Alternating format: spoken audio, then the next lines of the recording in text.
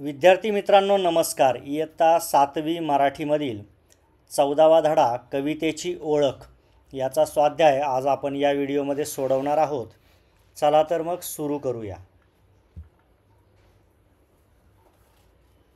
प्रश्न 1 आहे, खालील चौकटी पूर्ण करा. या ठिकाणी आपल्याला एक वाक्य दिलेलं आहे आणि त्या संदर्भात माहिती आपल्याला चौकटीत लिहायची आहे. आपण वाक्याच्या खाली ती माहिती लिहिलेली आहे. पहिलं वाक्य आहे, आजीने काव्य प्रतिभा वाढवण्याचा सांगितलेला अर्थ. इथे आजीने काव्य प्रतिभा वाढवण्याचा अर्थ काय सांगितला होता ते पाठातून आपल्याला लिहायचं आहे. तो पाहूया. कविता करण्याची, समजून घेण्याची आपली आकलन शक्ती वाढवणं म्हणजे काव्य प्रतिभा वाढवणं होय. यानंतर आहे, सुधीरची काव्य प्रतिभा वाढवण्यासाठी कुटुंबाने केलेली मदत. सुधीरची काव्य प्रतिभा वाढवण्यासाठी कुटुंबाने कशा प्रकारे मदत केली ते इथे लिहायचं आहे. याचं उत्तर येईल, सर्वजण कवितेत संभाषण करू लागले. यानंतर उपप्रश्न आहे, बाबांनी सुधीरला कवितांची पुस्तके आणून देण्याचे कारण. याचं उत्तर पाहूया. सुधीरला कविता करण्याची आवड निर्माण व्हावी यासाठी बाबांनी सुधीरला कवितांची पुस्तके आणून दिली होती. त्यानंतर आहे, कुटुंबातील सदस्यांनी सुधीरचे अभिनंदन करण्याचे कारण.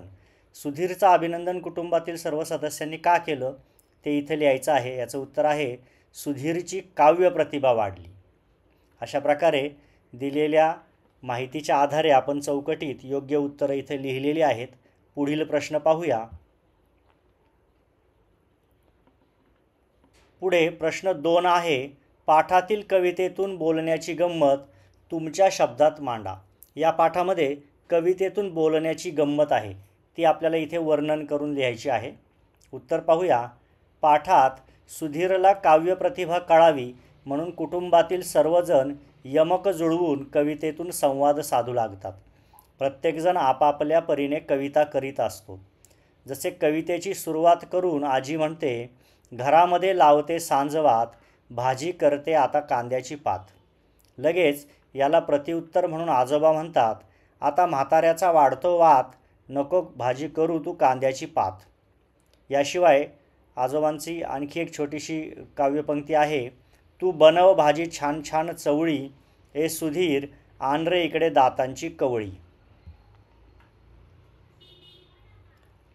बाबा ऑफिसला जाण्याच्या घाईत असल्याने ते देखील, अगं आई पटकन खायला दे ना गं काही, मला ऑफिसला जाण्याची घाई, नाहीतर बॉस करू देणार नाही सही. अशा पद्धतीने सुंदर कविता करतात. सुधीरची आई देखील सर्वांच्या कविता ऐकून, काय बाई कवितेची कमाल, बोलतात नि हसतात तोंडावर धरून रुमाल. अशा पद्धतीने यमक जुळवते. एकंदरीत सर्वजण छान यमक जुळवतात. त्यामुळे कवितेतून बोलण्याची गंमत तर लक्षात येतेच, परंतु याशिवाय सुधीरला देखील कवितेत संभाषण करून कशा पद्धतीने काव्य प्रतिभा वाढवता येऊ शकते याविषयीचे ज्ञान होते. प्रश्न 3 आहे, या पाठातील आशयाच्या आधारे तुमच्या शब्दात एक छानशी कथा तयार करा. या पाठामध्ये जो आशय आलेला आहे तो नाट्यीकरणाच्या स्वरूपामध्ये आहे.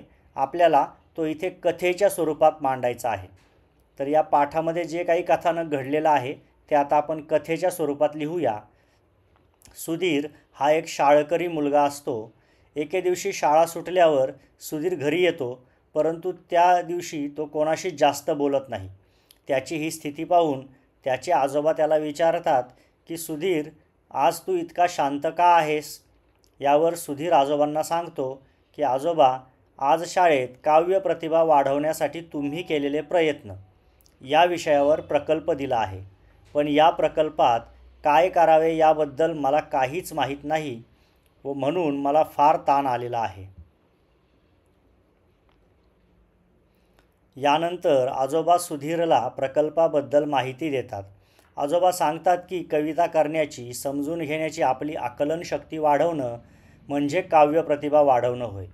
यानंतर कुटुंबातील सर्वजण सुधीर, बाबा, आई, ताई, आजोबा आणि आजी हे एकमेकांसोबत कवितेतून संवाद साधू लागतात. कुटुंबातील सर्वांचा सहभाग आणि प्रयत्नामुळे सुधीरला कविता कशी केली जाते हे लक्षात येते आणि त्याची काव्यप्रतिभा देखील वाढते.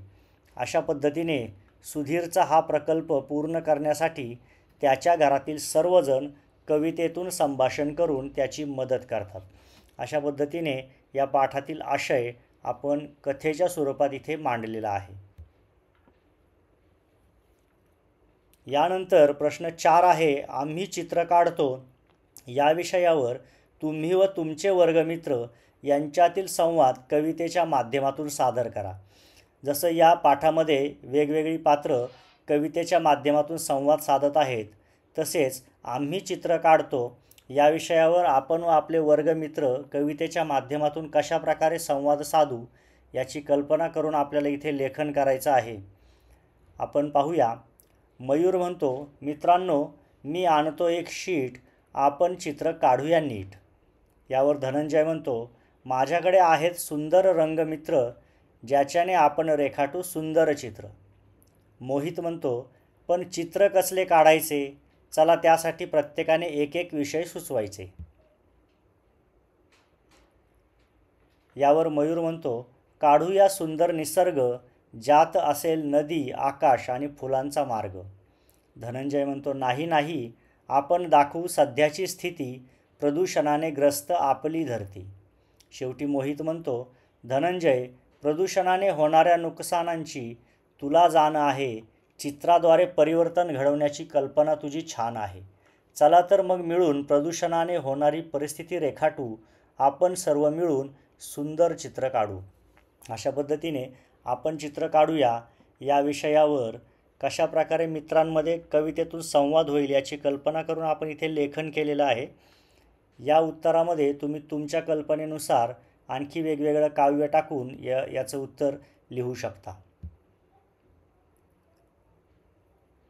यानंतर प्रश्न 5वा आहे, पाठातील कोणता काव्यसंवाद तुम्हाला सर्वाधिक आवडला ते सकारण सांगा. या ठिकाणी पाठामध्ये बरेचसे काव्यसंवाद आलेले आहेत.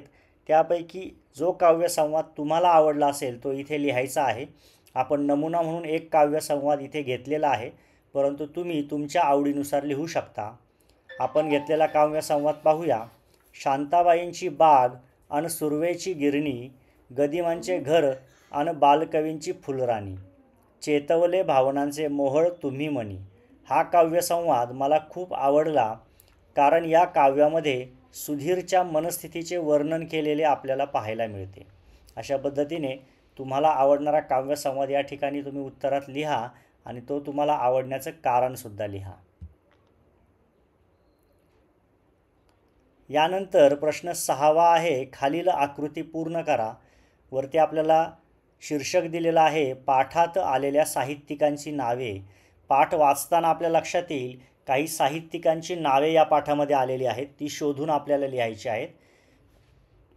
तर ते साहित्यिक आहेत शांताबाई शेळके, ग दी माडगुळकर, बालकवी आणि नारायण सुर्वे. ती शोधून आपण या ठिकाणी लिहिलेली आहेत. यानंतर स्वाध्यायातील चर्चा करूया हा भाग आहे. त्यातील प्रश्न पाहूया. तुम्हाला कविता करायला आवडत असल्यास तुम्ही त्यासाठी कोणते प्रयत्न कराल? आपल्याला जर कविता करायला आवडत असेल तर आपण काय प्रयत्न करू हे आपल्या मतानुसार लिहायचं आहे. आपण नमुना उत्तर घेतलेलं आहे ते पाहूया.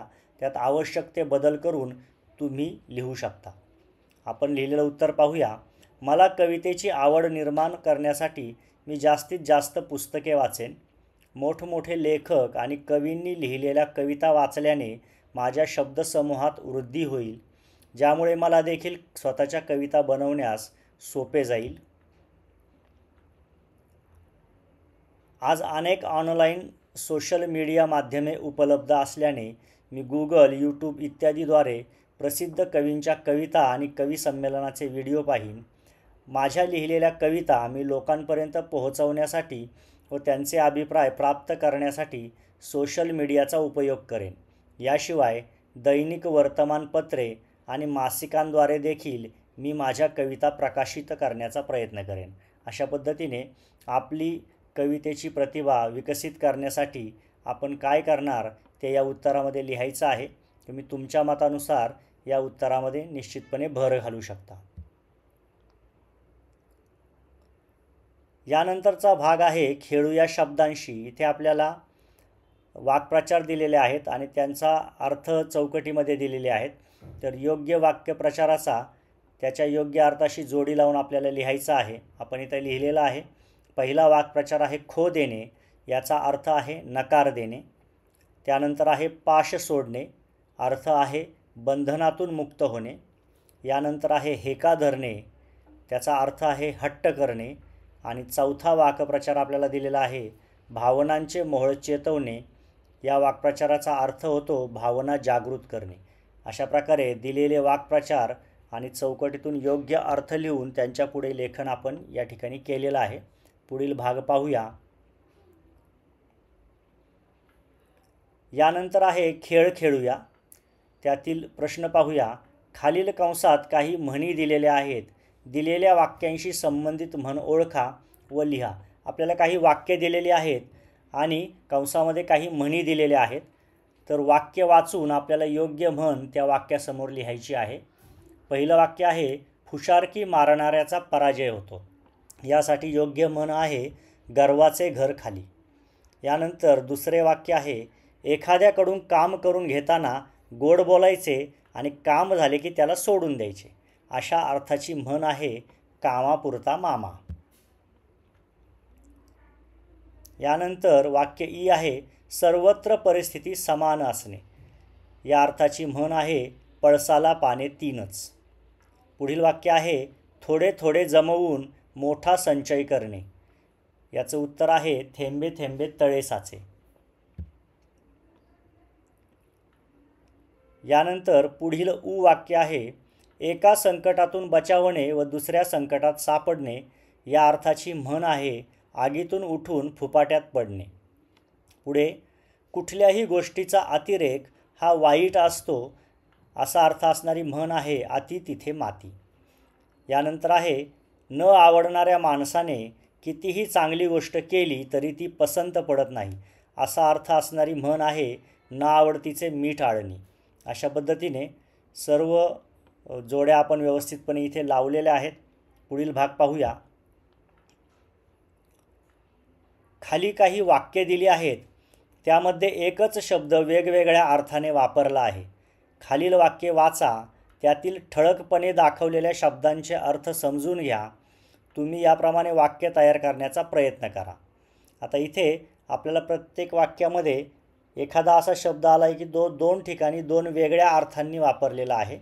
आपल्याला त्या दोन ठिकाणी त्या शब्दाचे कोणकोणते दोन वेगळे अर्थ आले आहेत ते लिहायचं आहे. पहिलं वाक्य पाहूया. आमचे मराठीचे सर इतके छान शिकवायचे की अन्य शिक्षकांना त्यांची सर येत नसे. या ठिकाणी सर हा शब्द दोन वेळा आलेला आहे. पहिल्या भागामध्ये सर म्हणजे शिक्षक या अर्थाने आलेला आहे आणि पुढे सर येणे म्हणजे तुलना नसणे अशा अर्थाने तो शब्द आलेला आहे. दोन्ही अर्थ आपण या ठिकाणी लिहिलेले आहेत. यानंतर आहे सकाळचा चहा मला कपात काठोकाठ भरलेला लागतो, त्यात कपात केलेली मला चालत नाही. या ठिकाणी कपात हा शब्द दोन वेळा आलेला आहे. पहिल्या वाक्यातील जो कपात हा शब्द आहे याचा अर्थ आहे चहाच्या पेल्यामध्ये किंवा चहाच्या पेल्यात आणि दुसऱ्या वाक्यामध्ये कपात करणे म्हणजे कमी करणे अशा अर्थाने शब्द आलेला आहे. पुढचं वाक्य पाहूया. एकदा एका शिक्षकांचा मला दूरध्वनी आला.